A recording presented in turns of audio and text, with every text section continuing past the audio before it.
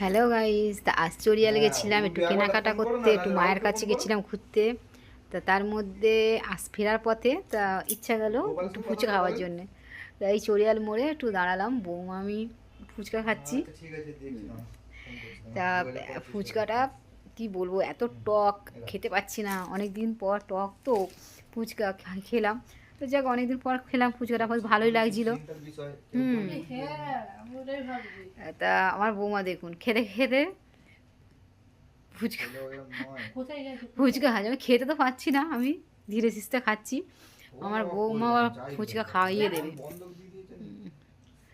কি বলবো, দেখেছেন তো গাইস, সব সময় আর কি ফাজলামোনা করে। তা আপনাদের কেমন লাগলো? ভালো লাগলো লাইক শেয়ার কমেন্ট করতে ভুলবেন না।